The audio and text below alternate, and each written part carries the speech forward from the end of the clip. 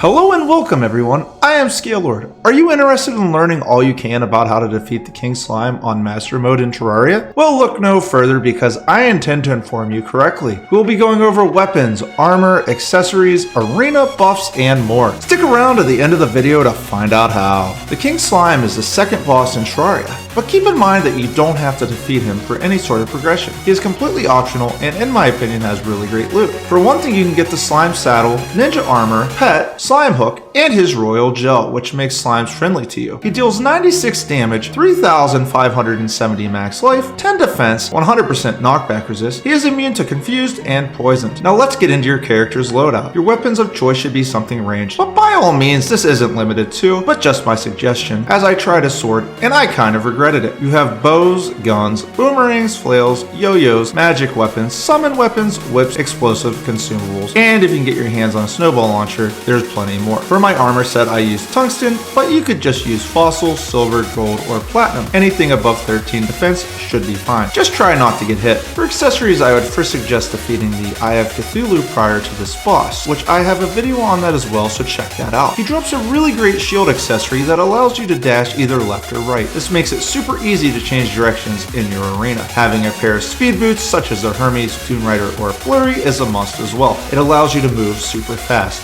Having either a double jump or a balloon would prove very helpful, as it would help you avoid the slimes that get spawned in as the fight progresses. After you defeat him, consider using the Royal Gel. It makes farming him a lot easier as well, because then you only have to really worry about the King Slime and the Spike Slimes. Other than that, it's really up to you. I always aim for movement speed or defense for my modifiers. Let me know in the comments what accessories you use to defeat the King Slime. Now for the arena, I use several platforms, torches, campfires for health regeneration, sunflowers for movement speed, the bass statue to increase defense by 5, the sharpening stone for some armor penetration, as well as the dryad nearby for a defense buff, slime banners to help with the damage and defense against the slimes that spawn. You can use potions or food buffs if you like. They are not required. If you want to get easy food, just cut down some trees. Oftentimes fruit will drop. Any potion that buffs movement speed, defense, damage, health regen, or mana regeneration would help, but is not really necessary as this is a pretty easy fight. Now that you're ready, let's fight this boss and talk about the mechanics. The King Slime will shake about 3 to 4 times and jump at you.